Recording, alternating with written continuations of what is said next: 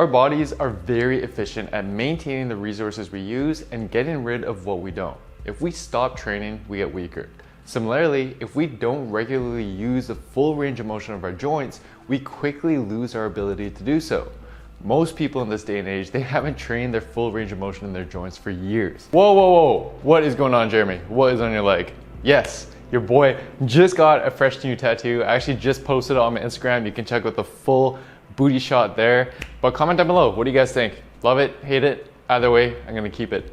Cheers guys, let's get back to stretching. As a result, the shoulders, hips, back, and ankles just don't move like they may have used to.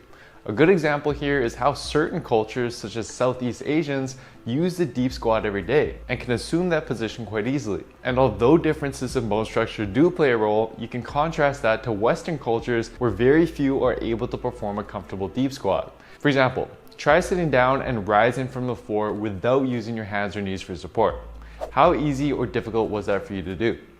This loss of mobility can not only create feelings of tightness, limit your ability to perform certain lifts in the gym, and prevent you from being able to activate certain muscles very well, but it may even extend far beyond this. So, how do we improve this? Well, today I'll show you how by focusing on the right areas and the right exercises, you can significantly improve your mobility in just 5 minutes. So before we dive into the exercises, we first need to understand what will make this 5-minute routine so effective. Although I have released quite a bit of posture and mobility routines in the past that can help you, let's face it, the shorter a stretching routine is, the more likely you'll be able to stick to it. 5 minutes done every single day will be far superior than a 10 or 20-minute routine you only get around doing once or twice a week. But because this routine is only 5 minutes, we need to make sure it focuses on areas that need the most help.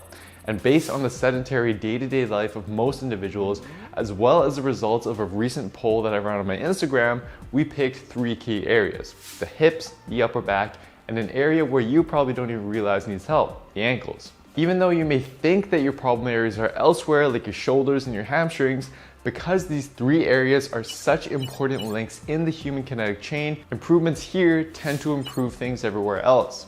To ensure that we mobilize these areas properly though, pay very close attention to the form and modifications I'm about to show you for each exercise, as the details really do matter. The first move will be used to loosen up the spine and our back muscles in preparation for our next exercises. This is especially helpful in the morning after we've been laying in bed for several hours. To perform it, get onto all fours with your knees under your hips and hands under your shoulders.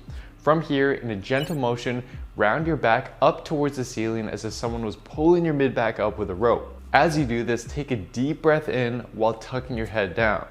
Then exhale as you reverse this motion by now curving your back the opposite way while lifting your head up. Based on the lab research of back pain expert Dr. Stuart McGill, he found that just 7 to 8 cycles of this are what's needed for the most benefit. When done slowly and controlled, this should take you about a minute to do. If you're having trouble nailing down this motion though, try placing a band around your mid-back. This is going to help you pull your spine into the bottom position and also give you the resistance and sensory feedback you may need to learn how to properly round your spine upwards. And for your reference, here is a snapshot of each part of the stretch so that you can quickly screenshot it for reference. I'll do the same with the next 4 exercises as well. The next exercise, called the world's greatest stretch, will be the most effective way to hit all the key problem areas at once. This stretch has 3 parts to it: a lunge, a drop, and a reach. The first part is going to focus on your hips and ankles. Get into a plank position with your hands under your shoulders and your feet together. From here, lunge forward by bringing your right foot up as high as you can, ideally next to where your right hand is. You should feel a deep stretch in your groin muscles of your front leg and the hip flexors of your back leg as you do this. Next, take your right hand, place it on your knee, and push your knee out and back and then forward and back a few times just to loosen up the hips and the ankles a little bit more. Then, to deepen the stretch even more, in the second part of the stretch, you'll try to drop your right elbow as far towards the ground as you can while rotating your upper body down towards the ground. As you do this, try to keep your right knee pushed out rather than letting it collapse inwards.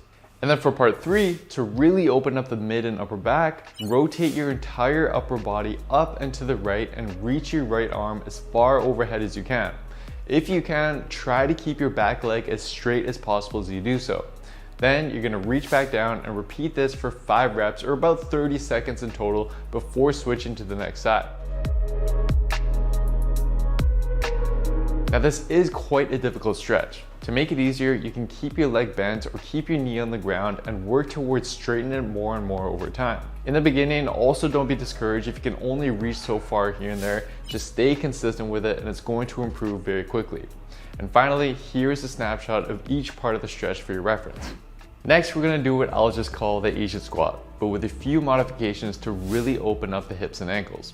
First, you're going to want to get a rolled up towel and place your heels on it.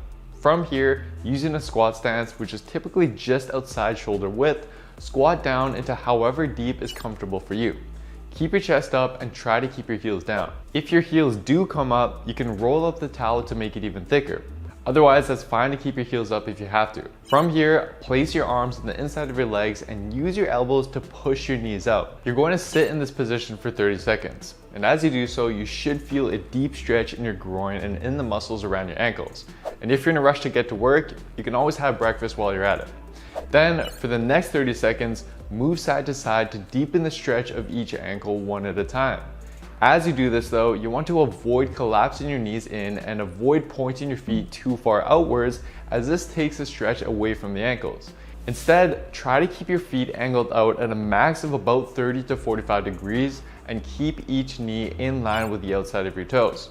Now, there's a couple ways that we can go about progressing this. In the beginning, if you struggle with ankle mobility, you may need quite a bit of heel elevation to comfortably get down into a deep squat. Over time though, try to use less and less heel elevation and see if you can eventually get to using no elevation at all. Then at the bottom position, to open up the hips even more, you'll first just push your knees out with your arms straight ahead. Once that gets easy, try to place your hands together into a prayer position. Once that gets easy, place your hands together into fists. Each progression is going to open up your hips more and more by spreading out the distance between your elbows. And finally, here is a snapshot of each part of the stretch for you to screenshot.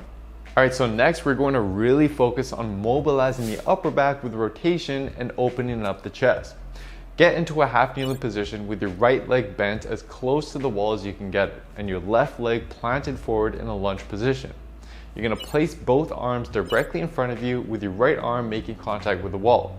From here, push your right hand into the wall as you rotate your upper body to the left, trying to reach your left arm to the other side of the wall. As you do this, you want to avoid rotating your hips and try to rotate only the upper body. Return back to the starting position and then repeat this for 30 seconds before switching sides.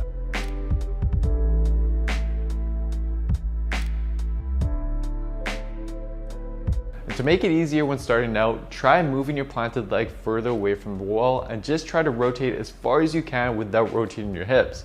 As this improves, try to move your leg closer and closer to the wall and rotate further and further. Then, once you can get that down, you can progress it even further to really open up the chest and shoulders by sliding your hand against the wall as if you were drawing a half moon.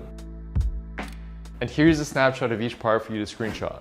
Okay, so now that we've loosened up your upper back, we will now temporarily have the mobility we need to be able to better activate and strengthen some of the smaller, weakened muscles in the back.